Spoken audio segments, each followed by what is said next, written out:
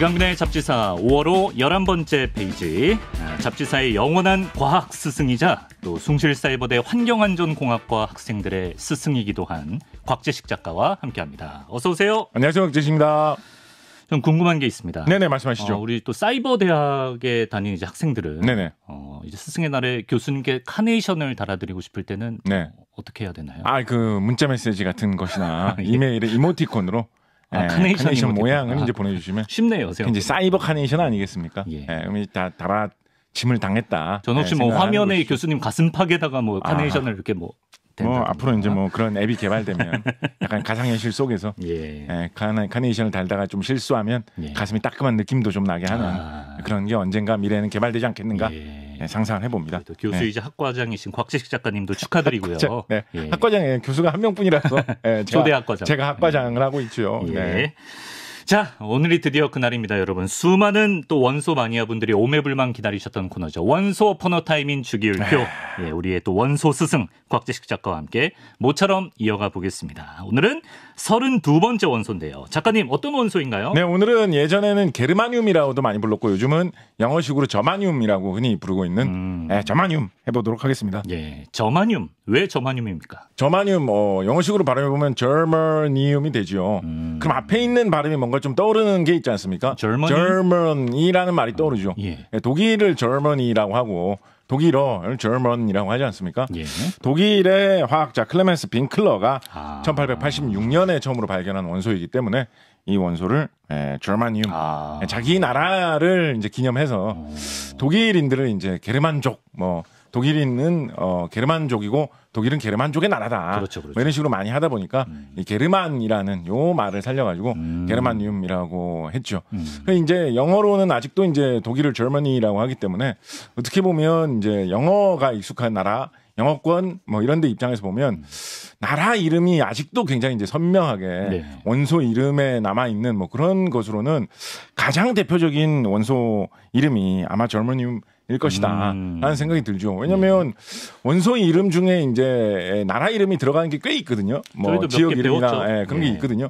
근데 그 중에서도 이제 뭐 예를 들면 뭐 스칸디나비아 반도를 딴 스칸디움 같은 경우에는 일단 뭐 나라 이름도 아니거니와 그렇게 많이 사용되고 우리가 많이 들어보지 못하지 않습니까? 그렇죠. 그 약간 그 좀 존재감이 좀 약한 이런 느낌이 있는데 게르마늄, 저머늄 이런 거는 뭐 여기저기서 뭐 좀 이렇게 말을 많이 듣고 들어봤어요. 우리가 이야기를 많이 하는 원소이기 때문에 거기에 이제 나라 이름이 딱 박혀 있다라고 하는 것은 이 빈클러가 참 나라를 빛내기 위해서 이름을 잘 새겼다라고 뭐 말해볼 수는 있을 텐데 아쉽게도 독일 현지에서는 독일을 도이칠란트라고 부르기 때문에 약간은 조금 스텝이 조금 꺼지는 느낌이 있는데 그래도 뭐 그 근본 의미는 알고는 있겠죠. 그 근본 의미는 뭐 퇴색되지 않았다. 우리 뭐 코리아라고 하면 뭐 한국인들도 다 알고 있듯이 한국에서는 한국을 한국이라고 하지 코리아라고 안 하지 않습니까? 그렇죠. 그렇지만 그래도 뭐 누가 코리아늄 이렇게 하면 아마 한국에 관한 물질이겠구나 다 알듯이 의미는 남아있다라고 해볼 수 있겠습니다. 근데 뭐 우리나라에서도 이제 게르마늄 얘기를 많이 한다고 말씀하셨는데 뭐 식품 관련해서 뭐 게르마늄이 포함됐다 뭐 이런 기사들을 많이 본 것 같거든요. 네, 우리나라에서 이상하게 게르마늄이 좀 인기가 좋은 것 같습니다. 게르마늄 쌀. 저는 사실 왜 게르마늄이 이렇게 인기 물질이 됐는지 좀 정확하게 잘 모르겠는데요. 이게 막 과학적으로 연구된 논문 같은 게 그렇게 많지는 않거든요.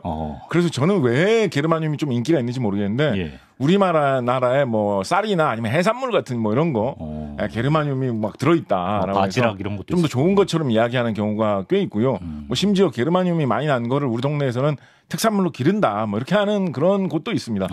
독일 사람들이 와서 보면 아주 뭐 신기하면서도 이제 뿌듯하게 생각을 하겠죠. 근데 이제 이게 또 참 오묘한 게 뭐냐면 이런 게 참 이 원소라는 게 자연에 있는 물질이기 때문에 어떤 나라나 문화를 가리지 않는다라는 어떤 자연과 과학의 특성을 잘 보여주는 거라는 생각이 드는데요. 이 저마늄, 게르마늄이 친숙한 원소라고 말씀드렸듯이 여러 가지 용도로 많이 사용이 되고 있거든요. 그다음에 한국에서는 뭐 음식에 들어있어도 뭐 좋다라는 식의 느낌까지 있을 정도니까. 근데 이 게르마늄을 실질적으로 세상에서 제일 많이 생산해서 유통하는 나라는 어디냐라고 하면 중국입니다. 중국. 아. 뭐 분류하는 어떤 거를 판매하느냐에 따라 좀 분류 기준이 다르기는 한데 좀 높게 보는 데서는 전 세계 게르마늄 공급량의 한 8, 90% 중국에서 다 꽉 쥐고 있지 않느냐라고 이야기할 정도거든요. 네.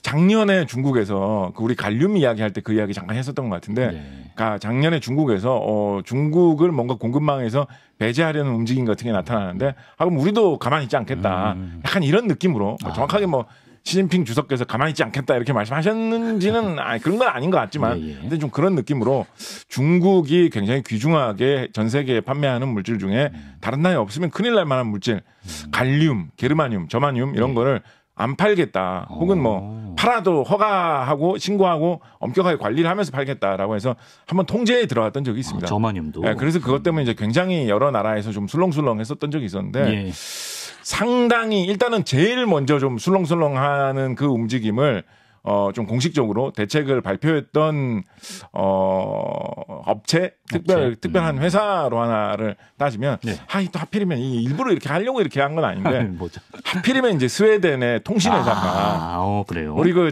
스웨덴에 무슨 통신회사가 있나라고 하시면 안 와닿을 수 있으실 텐데 그 스웨덴하고 일본 회사하고 합작해가지고 휴대전화 예전에 많이 팔던 브랜드 하나 혹시 외국 휴대전화 같은 거 사시던 분들은 아마도 아실 겁니다. 요즘 뭐 우리나라에서 영업을 안 하고 있기 때문에 실명 한번 공개해 주시죠. 소니 에릭슨 할 때 에릭슨. 네. 이 회사가 이제 그 대표적인 스웨덴의 통신 장비 기기 만드는 회사인데 이 게르마늄이 반도체로서의 특징이 상당히 좀 오묘한 그런 게 있기 때문에 이 규소 실리콘하고 같이 이용해가지고 5G 통신 설비를 만드는데 요긴하게 이 스웨덴 통신회사에서 사용을 했었거든요. 근데 중국에서 이제 이거를 끊어버린다고 하니까 우리가 제품 어떻게 만들어서 스웨덴에서 굉장히 스웨덴 경제의 한 축을 차지하고 있는 중요한 큰 회사거든요. 그래서 이제 이 회사에서 이거 게르마늄 때문에 큰일인데 어떡하냐 술렁술렁 했던 적이 있고 또 이게 좀 오묘한 게 아까 이게 반도체로서의 특징이 게르마늄이 있다라고 이제 말씀드렸었는데 저마늄, 게르마늄 같은 경우에 대표적으로 이제 반도체로 만들 수 있는 제품 중에 우리 이제 뭐 반도체로 당연히 이제 반도체 만들겠죠. 그래서 컴퓨터나 스마트폰에 꼽겠죠. 이런 거 말고 또 반도체로 만들 수 있는 대표적인 제품 중에 좀 크게 많이 차지하고 있는 게 태양광 전지 있거든요. 태양광 전지 반도체로 만들거든요. 그래서 이제 주로 이제 폴리실리콘 규소 계열 물질로 이걸 많이 만드는데 이거를 저마늄, 게르마늄을 사용하면 더 좋게 만들 수 있다. 일부 추가하면 뭐 더 좋아진다라고 해가지고 저마늄, 게르마늄을 이용한 태양광도 상당히 각광을 받고 있고 좀 중심 산업으로 많이 이야기가 되고 있는 그런 좀 전망이 밝은 지금도 밝은 그런 태양광 기술 중에 하나인데요. 유럽에서 태양광을 정말 많이 하고 있는 나라 중에 하나가 태양광뿐만 아니라 뭐 풍력 비롯해서 재생에너지 자체를 참 많이 쓰고 있는 나라가 네덜란드? 독일이거든요. 독일이 한 뭐 30-40%씩 막 이렇게 재생에너지를 사용하기 때문에 원자력에서 탈출하면서 재생에너지를 확 확대해가지고 태양광 풍력을 굉장히 많이 하는 나라입니다. 근데 태양광을 앞으로 더 확대를 하려면 이 게르마늄, 저마늄이 필요한데 정작 독일에서 태양광을 많이 하기 위해서 저마늄을 구하려고 하면 중국에게 매달려야 하는 이 오묘한 상황. 아이러니하네요. 이런 상황이 작년에 좀 발생해서 술렁술렁하고 있었는데 근데 뭐 지금 한 1년, 한 반년 정도 이제 지나 보니까 중국에서는 이거 뭐 무턱대고 안 팔겠다고 하고 있는 것은 아니고 또 뭐 이렇게 하니까 딴 나라에서 생산되는 게르마늄 한번 뽑아서 가공해보자 이런 움직임도 나오고 있어서 아주 큰 문제는 안 될 것 같다라는 쪽으로 지금 한 뭐 반년 사이에 좀 그렇게 흘러가고 있는 것 같습니다. 자, 역사 속에서 이제 저마늄의 아주 중요한 쓰임을 하나 알아보겠습니다. 저마늄이 이 대중음악의 발전, 더 나아가서 지금 이 시간 잡지사가 송출되고 있는 라디오의 발전을 이끈 원소라고 하던데. 그렇습니다. 왜 그런가요? 라디오의 발전에서 어떤 라디오의 한 국면의 대전환을 가져온 원소라고 할 수 있을 것이고. 그래요. 음악사에서도 하여튼 저는 아주 중요한 원소가 이 게르마늄, 저마늄이라고 생각을 합니다. 원래 뭐 우리나라든 뭐 유럽이든 미국이든 음악이라는 거는 음악을 연주하는 사람 앞에 가야지 들을 수 있는 거죠. 그게 이제 음악과 미술의 굉장히 큰 차이입니다. 미술은 그림을 그려놓으면 아주 뭐 먼 세월이 지나도 그 그림이 보존돼 있으면 가서 보면 되잖아요. 그렇죠. 그리고 이제 그 그림을 그린 사람이 그 자리에 없어도 그 그림을 예를 들어서 뭐 서울에 그린 화가가 뭐 단원 김홍도가 그림을 그렸는데 그 그림을 이제 부산에 있는 뭐 높은 사람한테 보내면 아 그림 멋있네 이렇게 볼 수 있는 거지 않습니까? 그렇죠. 예. 음악은 옛날에는 그런 식으로 소비할 수가 없었어요. 음악을 연주하는 그 사람이 연주를 해야지 그 사람의 음악이고 그 사람 옆에서 그거를 봐야지만 그걸 감상할 수가 있었거든요. 뭐 악보가 있다고 하더라도 뭐 연주하는 그렇죠. 건 또 다르니까. 그렇죠. 뉴진스 음악을 들으려면 뉴진스의 춤을 보려면 뉴진스가 있는데 그 자리에 가가지고 즐길 수밖에 없었죠. 그렇죠. 뉴진스가 이제 해체한다 그러면 영영 그걸 이제 즐길 수 없는 게 원래 음악의 본질이었거든요. 그러네. 그래서 그게 이제 시간의 예술인 같은 시간 같은 공간을 공유해야 되는 그런 예술인 음악의 아주 독특한 점이었는데 그래서 뭐 이거 뭐 좀 딴 얘기긴 한데 조선시대의 용천 담적기 뭐 이런 책을 보면 이마지라고 하는 당시에 굉장히 유명했던 조선시대의 현악기를 연주했던 음악가가 음악을 기가 막히게 엄청나게 감동적으로 연주를 해가지고 그때 당시에 서울의 네로라는 고관 대작들이 그 음악 연주를 듣고 와 이렇게 음악이 사람의 심금을 울릴 수 있다니 다 감동했었는데 이마지가 연주를 다 한 다음에 갑자기 막 눈물을 철철 흘리면서 막 울었다는 거예요. 그래요? 그래서 주변에 있는 사람들이 이마지한테 막 물어본 거죠. 아니야 연주 잘해놓고 왜 우냐? 우리가 뭐 출연료를 조금밖에 안 줘서 그러냐? 뭐 그런 말은 안 했겠지만 의아해했다는 뼈가 있는 거예요. 말인 것 같은데. 아니 갑자기 알겠습니다. 그래서 근데 이마지가 뭐라고 설명을 하냐면. 이렇게 아름다운 음악을 내가 만들어서 연주를 했는데 이게 내가 앞으로 30년, 40년 해서 세상을 떠나고 나면 이런 정도의 아름다운 음악이 있었는지 누가 알겠느냐. 그게 너무나 안타까워서 그 자리에 모여 있는 사람들 다 높은 양반 뭐 이런 무슨 뭐 선비 이런 사람들이었지 않습니까? 이런 사람들은 주로 이제 글을 쓰거나 시를 짓거나 서예를 하는 사람들이잖아요. 보존이 되는데. 근데 그 사람들은 자기가 작품이다라고 하면서 남기면 남는데 나는 못 남긴다라는 게 너무 한스러워서 울었다. 맞는 말이네. 이런 게 이제 조선 전기에 용천 남적기 김한로라는 사람이 쓴 그런 글에 이제 남아 있는데 이런 문화가 결정적으로 바뀌게 된 계기가 19세기 후반에 미국의 발명 왕이라고 하는 토머스 에디슨이 녹음을 할 수 있는 기술, 축음기를 개발하면서 일단 바뀌게 됐죠. 그러네요. 녹음을 해가지고 음반을 만들어서 판매를 하게 되니까 그 사람이 그 자리에 없어도 음반만 팔리면 딴 데서 그걸 재생해가지고 들으면 먼 데서도 들을 수가 있고 그 사람이 그 자리에 없고 먼 시간이 지나서도 그 노래를 들을 수 있고 그 자리에 사람들이 다 모여있지 않아도 10만 장, 100만 장 음반을 찍어내가지고 팔면 전 세계 수많은 사람들에게 음악을 보급해 줄 수 있는 그런 시대로 이제 시대가 바뀌게 되었습니다. 그래서 그게 음악 소비에 굉장히 큰 변화죠. 연주, 실황 연주, 라이브 연주가 꼭 이루어지지 않아도 음악을 얼마든지 널리 판매할 수 있게 된다. 근데 이제 이것도 이제 오늘 게르마니아와 좀 상관없는 얘기인데 에디슨 같은 경우는 이제 일벌레 사업가로 굉장히 좀 악명 높은 그러니까 유명한 사람이었잖아요. 잠도 제대로 안 자고. 그래서 이 사람 같은 경우에 처음에 축음기, 녹음 기술을 개발한 다음에 이 기술 신기하긴 하잖아요. 그죠? 근데 기술을 개발해 놓고 이거를 도대체 어떻게 하면 상업화할 수 있을 것이냐. 한 10가지 정도 아이디어를 자기가 이제 쭉 써내려 놓은 게 있습니다. 근데 그 어떤 거 있는지 아세요? 모르죠. 자기가 어떤 부하한테 지시를 하고 싶은 게 있는데 글로 지시를 하면 글 모르는 사람은 못 알아들을 수 있다. 그렇기 때문에 녹음을 해서 지시를 하겠다. 혹은 아이디어가 떠올랐는데 필기를 해가지고 메모를 하기에 너무 귀찮을 상황에서 녹음을 해가지고 그거를 지시를 해놓겠다. 혹은 그래도 그런 건 좀 떠올렸어요. 무슨 이런 사람들에게 안내하는 어떤 인형이나 이런 거에다 이걸 내장시켜가지고 말한 인형 이런 거 요즘도 유명하지 않습니까? 그런 식으로 한번 만들어 보겠다. 이런 거를 에디슨이 쭉 해놨는데 음악을 들으면서 즐긴다. 이걸 에디슨이 생각을 못한 거예요. 그 10가지 중에 그게 없어요. 그런 게 없어요. 10몇 가지 됐던 것 같아요. 근데 그게 없어요. 그래서 의외로 음반 산업에서 초창기에 성공하는 회사들은 딴 회사들입니다. 독일 회사들 뭐 이런 회사들이 이제 성공을 했었는데 에디슨 회사도 나중에 이제 거기에 뒤 따라서 이제 가게 되죠. 그러다가 이제 라디오가 개발이 되면서 사람들이 무료로 대중을 향해서 틀어주는 음악을 소비할 수 있는 시대가 된 것이고 특히나 라디오를 더욱더 값싸게 소형으로 휴대용으로 만들 수 있는 트랜지스터라는 부품이 개발이 되면서 라디오가 개인용 기기가 될 수 있는 시대가 열리게 된 것인데 바로 이 트랜지스터의 주재료가 처음 개발될 때부터 지금도 이제 흔히 사용하는 것이 바로 게르마늄, 저마늄 되겠습니다. 어떤 원리로 저마늄으로 트랜지스터를 만드는 건가요? 이거 어디서 어떻게 설명하면 좋을까요? 이게 반도체 기본 원리하고 상관이 있는데요. 일단은 음악 이야기부터 살짝 마무리를 하고 조금 어려운 내용으로 넘어가 보면 원래 트랜지스터가 개발되기 전에 전에도 이제 라디오는 있었거든요. 근데 라디오는 그때 당시만 해도 전기를 굉장히 많이 잡아먹고 덩치가 큰 그런 제품이었습니다. 네. 그때 당시에 트랜지스터 역할을 하던 부품이 진공관이라는 부품을 사용했는데 이거 사실 전구하고 비슷하게 생긴 거거든요. 네온 사인 기계하고 진짜 비슷하게 생겼습니다. 예. 네온 사인처럼 생긴 원리도 거의 심지어 비슷하고 네온 사인 같은 거를 막 박아가지고 라디오를 막 만들었거든요. 네. 그러니까 전기도 많이 먹고 또 오래되면 잘 부서지기도 하고 유리로 만들고 이렇게 하니까 그래서 처음에 라디오가 나왔을 때는 이 방에 가구처럼 이렇게 놔두고 텔레비전 큰 거 갖다 놓듯이 네. 라디오를 큰 거를 이렇게 텔레비전처럼 방 한 켠에 설치해 놓고 온 가족이 모여가지고 이렇게 듣는 그런 커다란 기계가 라디오였습니다. 예. 나중에 기술이 발달해가지고 좀 소형화되긴 했는데 네. 그래도 이제 휴대용으로 들고 다닐 정도는 안 됐던 거죠. 근데 게르마늄으로 트랜지스터를 만들게 되면서 네. 진공관이라는 이 부품을 트랜지스터가 대체하게 됐거든요. 트랜지스터는 훨씬 더 전기도 작게 먹고 또 게르마늄 금속으로 돼 있기 때문에 네. 단단합니다. 정말 뭐 깨지거나 할 일도 내구성. 없어요. 예. 그래서 휴대용으로 배터리를 넣어서 이제 들고 다닐 수 있는 주머니에 들어가는 크기의 라디오를 만들 수가 있게 되었던 것이죠. 우리나라에서도 진공관 라디오를 출시하고 나서 얼마 되지 않아서 네. 바로 최초의 트랜지스터 라디오도 아마 1년 차인가로 나왔을 거예요. 아, 그래요? 그러니까 예. 트랜지스터라고 하면 처음 이게 게르마늄 뭐 독일 좋은데 그걸 뭐 할래? 글쎄 뭐 반질반질하니까 잘 닦아놓으면 은빛으로 아름답게 꾸밀 수 있지 않을까?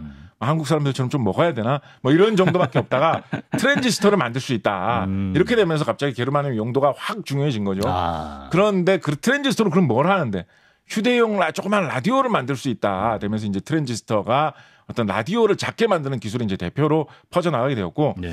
처음으로 세계 최초의 휴대용 트랜지스터 라디오가 개발된 지 불과 한 7, 8년 6, 7년, 10년도 채 안 돼가지고 네네네. 우리나라에서는 한국산 최초의 실질적인 라디오를 생산한 그 바로 다음에 트랜지스터 휴대용 라디오 생산에 뛰어들었을 정도로 금방 했네. 라디오를 만들려면 이거를 무조건 만들어야 된다라고 할 정도로 엄청난 돌풍을 일으켰습니다. 붐이었구나. 그래서 7, 80년대, 80년대 초까지만 해도 네. 그냥 아무 말 없이 트랜지스터라고 하면 트랜지스터로 만드는 소형 라디오라는 뜻으로 쓸 때가 많았죠. 예. 우리 집에 뭐 트랜지스터 하나 있다라든가 생일 선물로 트랜지스터 받았다라고 하면 트랜지스터 전자 부품 하나를 받았다는 뜻이 아니라 예. 트랜지스터를 이용해서 만든 휴대용 라디오를 받았다라는 뜻인데 네. 이게 왜 그렇게 약간 그런 젊은이들의 문화로 파고들 수가 있었냐면 예전 라디오는 아까 말씀드렸듯이 온 가족이 모여서 혹은 공공시설에서 큰 거를 다 같이 듣는 거였거든요. 네. 근데 휴대용 소형 트랜지스터는 아기는 자기가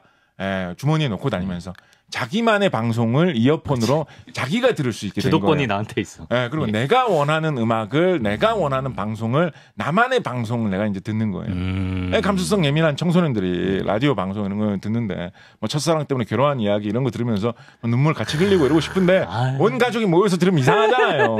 근데 트랜지스터 라디오가 나오기 전에 이제 그런 방송이 좀 유행하기가 어려웠던 거죠. 트랜지스터 라디오가 들어오면서 그 개개인의 취향에 맞는 지금 음악을 들으면 다 이어폰 끼고 내가 좋아하는 음악을 골라서 내가 듣죠, 그죠? 그렇구나. 요즘은 뭐 음악을 뭐 다 같이 뭐 들어보자 뭐 이렇게 하는 경우가 특별한 뭐 상황 아니면 잘 없습니다. 없죠. 다 음악이 개인화되어 있는 그런 장르거든요. 그렇게 변화를 일궈온 게 바로 저마늄 트랜지스터 라디오 때문이고 어떻게 보면 그런 문화가 50년대 말 60년대 초에 이 트랜지스터 라디오 때문에 생겼기 때문에 사람들이 예전에는 음악이라고 하면 뭐 젊은이부터 나이 든 사람까지 다 들을 만한 통일 뭐 무슨 뭐 트로트라든가 아니면 뭐 만보라든가 이런 음악을 주로 좋아하다가 이제는 개인이 내 취향에만 맞으면 음악 들을 수 있잖아요. 그러니까 뭐 로큰롤이라든가 젊은이들 음악, 아이돌 음악 이런 것들이 이제 60년대부터 본격적으로 전 세계에 유행하기 시작해서 대중음악이 크게 판도가 바뀐 그 밑바탕에도 이 저마늄 트랜지스터가 깔려 있다라고 볼 수가 있겠습니다.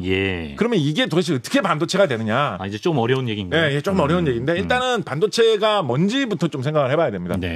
일단은 반도체의 용도를 생각해 보려면 그에 앞서서 예전에 토머스 에디슨 시대에 19세기에 사람들이 이제 전신으로 신호를 보내면서 통신을 할 때 전신기를 사용을 해가지고 여러 가지 작업을 하던 그 시절을 좀 생각을 해봐야 되는데요.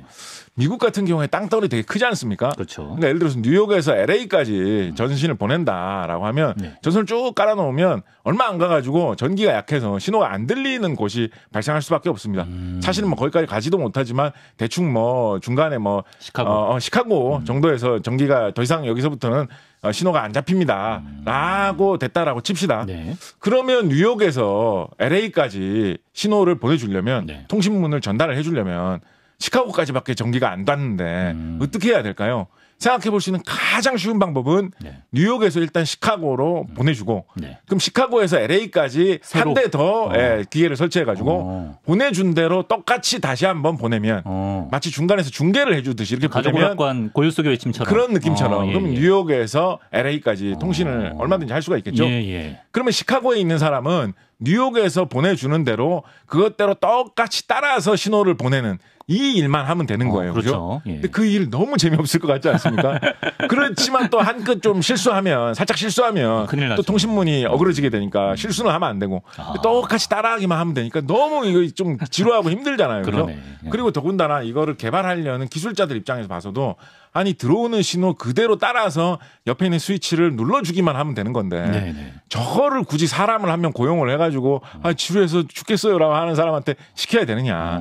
기계 장치로 어떻게 자동으로 하게 만들 수 없을까라는 생각을 한 거죠. 예. 그래서 그때 당시에 사람들이 톱니바퀴하고 무슨 뭐 지렛대 이런 거를 막 연결해가지고 예. 한쪽 전신기에서 신호가 긴 신호, 짧은 신호, 짧은 신호, 긴 신호, 긴 신호 이렇게 막 SOS 이렇게 막 나오면 네. 그거를 딱 옆에서 감지를 하고 있다가 그거하고 똑같이 손가락처럼 생긴 걸 움직여가지고 옆에 있는 기계의 스위치를 눌렀다 뗐다 해주는 그런 장치를 만들었어요. 토마스 에디슨 시대에. 예. 토마스 에디슨도 이런 장치 개량하고 뭐 구조 뜯어보면서 연구하고 이런 거 많이 했습니다. 초창기에 돈 잘 못 벌 때 그런 거 많이 했거든요. 이 장치를 뭐라고 불렀느냐. 아주 당연한 의미에서 릴레이라고 불렀습니다. 릴레이. 릴레이. 네, 그래서 이 장치를 릴레이라고 불렀어요. 네. 근데 릴레이를 사람들이 만들어 놓고 보니까 이게 무슨 식으로도 쓸 수 있다라는 생각이 들었냐면 예. 릴레이라는 장치가 이게 약간 좀 진짜 와 사람들이 이렇게까지 생각을 한다고 좀 놀라운 부분인데 네. 릴레이라는 장치는 신호가 오는지 안 오는지를 보고 신호가 오면 나도 신호가 오도록 기계를 작동시킨다.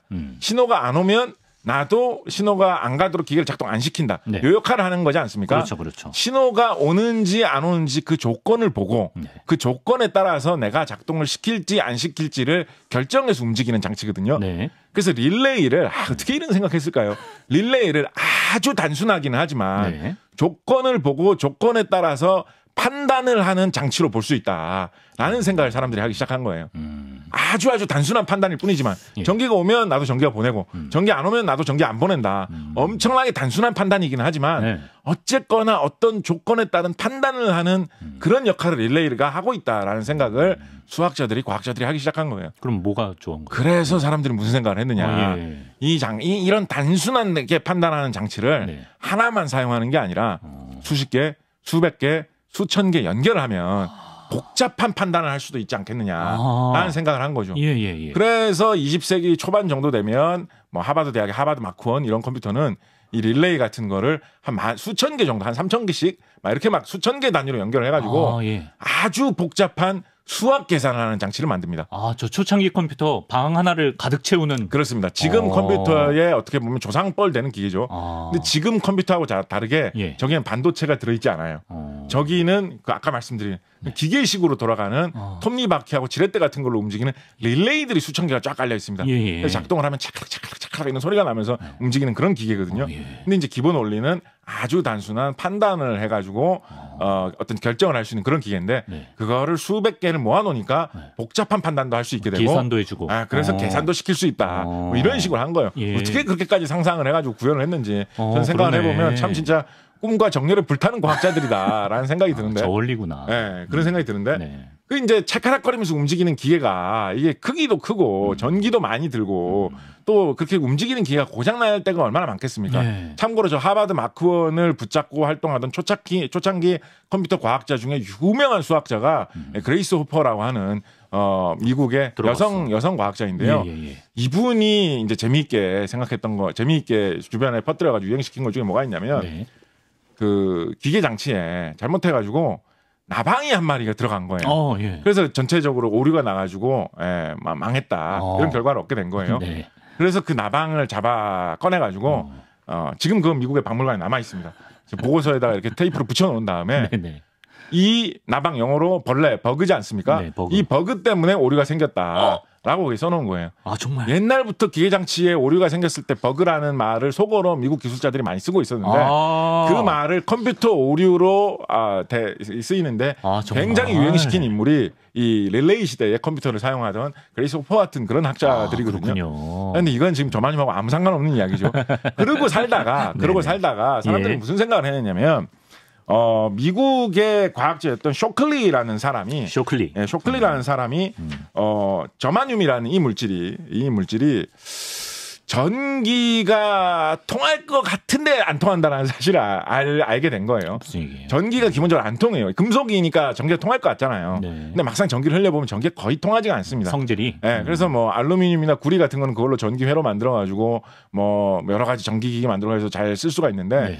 이 게르마늄은 뭐 모르겠어요. 뭐 이게 독일인들의 무뚝뚝한 성질을 상징하는 건지 그런 우스갯소리도 있습니다. 뭐 맞는 얘기 같지는 않지만 끄떡없다. 네. 전기가 통할 것처럼 막 은빛으로 이렇게 생겼거든요. 전기 통할 것 같이 생겼어요. 딱 그래요. 보면. 네. 근데 막상 전기를 흘려보면 전기가 안 통합니다. 그래서 이런 실망스러운 물질이 있나라고 생각할 법한데 쇼클리 이 사람이 굉장히 비상한 사람이었거든요. 무슨 생각을 했냐면 여기에 불순물을 일부 좀 타주면 전기가 흐를 듯 말 듯한 상태가 될 수 있지 않겠느냐라는 생각을 해낸 거예요. 아, 그래요? 예. 네, 그런 사실이 사실 그 전에 알려져 있었거든요. 그래서 이 사람이 어떻게 했느냐. 전기가 통할 듯 하지만 안 통하는 저마늄에다 불순물을 살짝 넣으면 어떤 상태가 되냐면 조건부로 저마늄이 전기가 어떨 때는 통하고 어떨 때는 안 통하는 상태가 됩니다. 조건부로. 그걸 우리가 통제할 수 있고. 네, 그거를 우리가 그 조건을 알고 있어요. 그래서 그거를 가지고 부품을 만들어서 트랜지스터를 만들어 놓으니까 이게 릴레이하고 같은 기능을 하게 된 거죠. 릴레이는 큼지막하게 기계를 만들어 척척척 하면서 움직여야 되는 건데 요거는 조그만한 움직이는 부분이 없는 뭐 손톱 절반의 절반만한 조그만한 부품으로도 만들 수 있거든요. 전기는 훨씬 덜 먹고 움직이는 부분이 없으니까 막 거꾸로 세워놔도 만들어가고 이런 것도 없고 그러니까 이거 전자부품 만드는데 기가 막힌 기계다. 그러네요. 라고 해서 이 저마늄으로 게르마늄으로 만든 이 트랜지스터가 세계 최초의 반도체다라고 하는 거고요.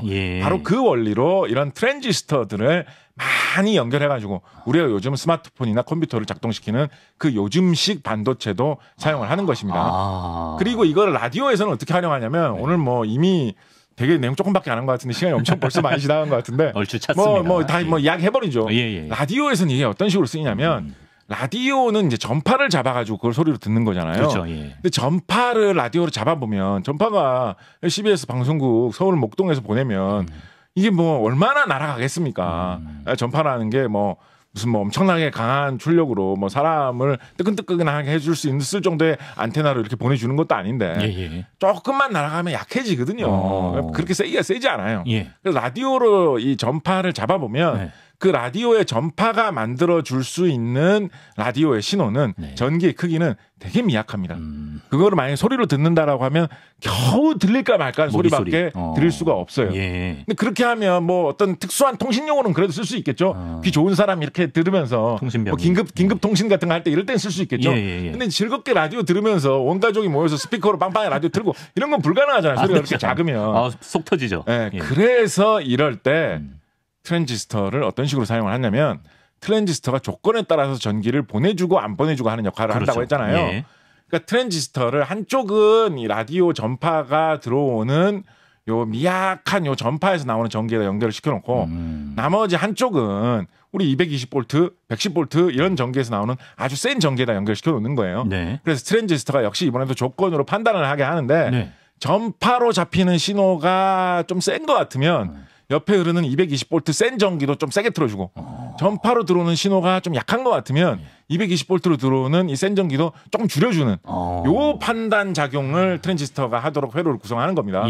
그러면 전파의 그 아주 미약한 겨우겨우 들어야 될 만한 그 신호가 높은 음, 낮은 음, 큰 소리, 작은 소리 되는 거에 따라서 220V 전기에서 나오는 큰 소리, 작은 소리, 높은 소리, 낮은 소리로 스피커를 빠방하게 때려줄 수 있는 소리로 바뀌어서 우리에게 소리를 전해줄 수가 있게 되죠. 이런 걸 이제 흔히 뭐 증폭작용이다 이런 식으로 이야기를 하는데 그거를 트랜지스터가 해줄 수가 있기 때문에 트랜지스터로 라디오를 만들 수 있다라고 보시면 되겠습니다.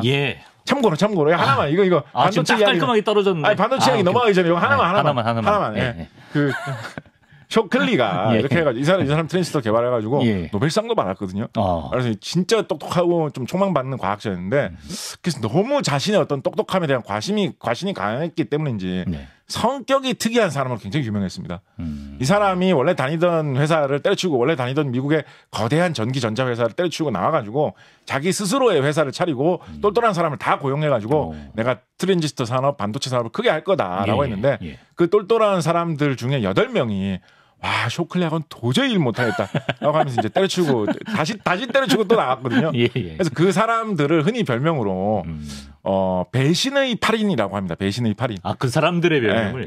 그 때려치고 나온 사람들은 쇼클리를 배신한 사람들은. 무슨 7인의 사무라이 뭐 그러니까 그때 당시에 미국에 유행하던 서부 영화 중에 황야의 7인 뭐 이런 영화들이 유명했거든요. 그 음악 좋죠. 빠바 한번 찾아 들어보십시오. 음악 좋은데 그런 거를 이제 본따 가지고 쇼클리를 배신한 사람들을 황야의 8인이 아니고 배신의 8인이라고 부르는데요. 이 배신의 8인 중에 뭐 무어라든가 뭐 노이스 같은 이런 굉장히 유명한 반도체 업계의 거물들이 자리 잡고 있고요. 이 사람들이 이리저리 쪼개져 가지고 반도체 회사들 크게 차려서 지금 세계적인 다 반도체 회사를 크게 키웠습니다. 그리고 이 사람들이 반도체 회사를 차리면서 자리 잡은 지역이 어디겠습니까?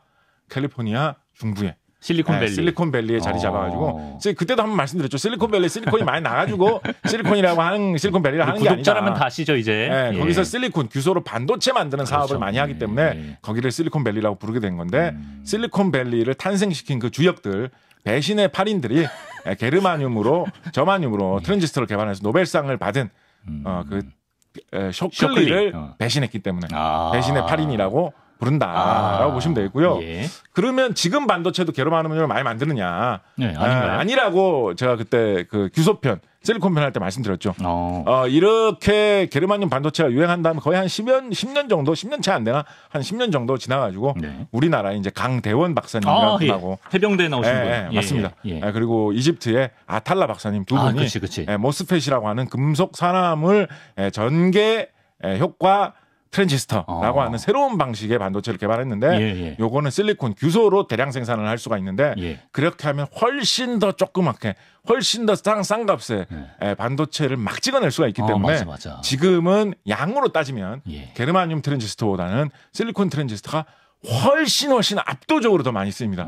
왜냐하면 아까 이제 트랜지스터가 뭐 조그만하다, 진공관보다 작다라고 말씀드렸잖아요. 그렇죠. 요즘 실리콘으로 규소로 트랜지스터를 만들면 조그마한 이런 칩 하나에 트랜지스터를 그 안에 100만 개를 집어넣는다. 1000만 개를 집어넣는다. 이런 개를 1억 개를 집어넣는다. 이런 거를 강대원 박사님의 작품 때문에 지금 할 수 있게 됐거든요. 그래서 이제 이런 트랜지스터계에서는 그래도 아직도 게르마늄 트랜지스터 많이 쓰이긴 합니다. 근데 실리콘에게 요즘은 그래서 라디오를 사봐도 라디오 뜯어보면 안에 뭐 복잡한 부품이 있는 게 아니라 그냥 반도체 칩 한 2개 박혀있고 끝인 이런 경우가 꽤 있어요. 다 이제 강대원 박사님의 모스펫 실리콘 반도체를 요즘 만들고 있는 거죠. 그래서 세대가 좀 바뀌긴 했지만 저반용 반도체도 그래도 지금도 이런저런 용도로 쓰이고 있다 말씀드릴 수 있겠습니다.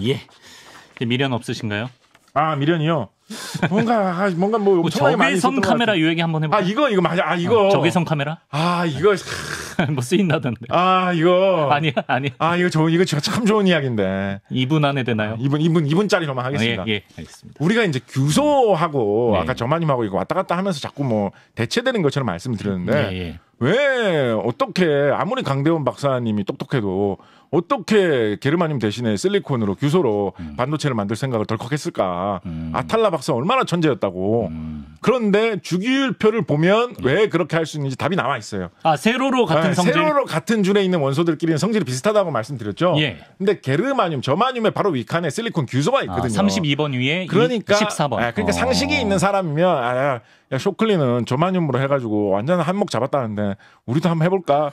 따라할 수는 없잖아. 우리 실리콘을 해보자 이렇게 되는 거예요. 참고로 실리콘보다 한 칸 위에 보면 탄소가 있죠. 그래서 요즘에는 탄소로 어떻게 해볼까 하는 사람들이 좀 있습니다. 있습니다. 그래서 이제 그런 관계가 성립이 된 건데 실리콘 우리 규소할 때 규소로 많이 만들 수 있는 것 중에 유리가 있다라는 말씀 드린 적이 있습니다. 그렇죠. 그러면 이제 그걸 또 역으로 생각하는 사람들이 있는 거예요.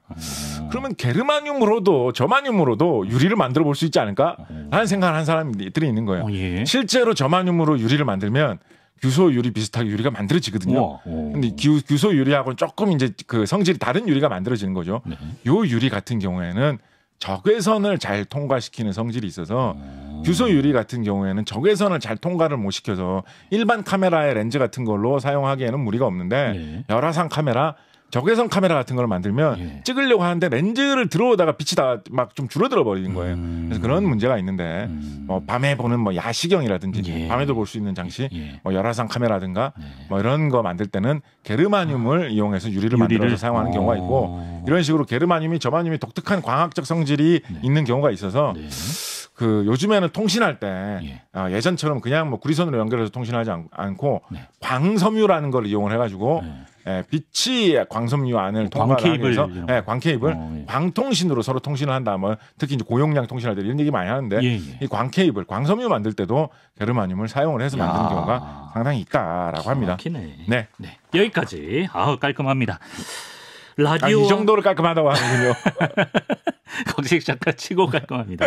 라디오와 컴퓨터 또 인터넷 광케이블까지 정말 전 세계에 연결시켜주고 또 이제 잡지사 콘텐츠를 여러분에게 전달해주는 아주 고마운 원소였네요. 그렇습니다. 라디오로 들으시면 이제 전파가 날아가서 라디오로 수신하시는데 저만님이 있었을 거고요. 예. 인터넷이나 뭐 동영상으로 보시는 분들은 광케이블. 황케이블을 타고 이게 또 전달돼가지고 간 거군요. 예. 다 우리는 지금 저마늄으로 게르마늄으로 서로 연결돼 있다. 저마늄의 보시면 시대에 살고 되겠습니다. 있다. 자, 저마늄에 대해 알아봤습니다. 곽실 작가님 고맙습니다. 감사합니다.